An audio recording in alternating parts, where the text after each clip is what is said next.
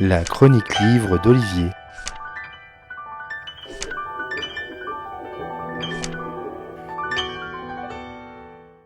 Quels peuvent être les points communs entre le plus grand port allemand et l'une des villes colombiennes qui a le même nom qu'une ville espagnole ? Le bord de mer et la drogue. Hambourg, avec son port qui arrose la mer et le nord de l'Europe, est une plaque tournante au même titre que Rotterdam, et elle reçoit des palettes de blanches par bateau venant d'Amérique du Sud en général, de Colombie en particulier, et de Carthagène plus précisément. Les connexions entre les deux ports ne sont pas touristiques ni diplomatiques, mais plutôt narcotiques.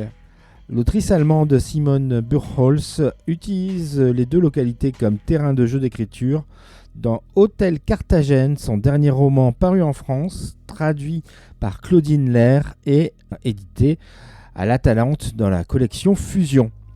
À Hambourg, à l'hôtel River Palace, l'inspecteur Faller célèbre ses 65 ans avec ses anciens collègues flics et parmi eux Calabretta et la procureure Riley.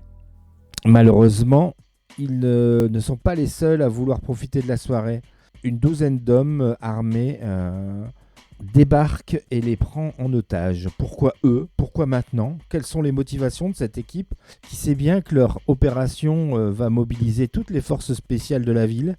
Eh bien, la motivation est peut-être à trouver de l'autre côté de l'Atlantique, en Colombie ou sur l'île de Curaçao, il y a quelques années de cela.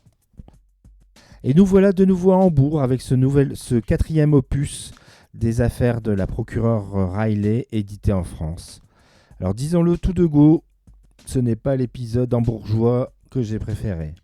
La procureure n'y fait que de brèves apparitions, ne mène pas d'enquête avec son approche bien à elle de la procédure et des codes de la représentation de la magistrature.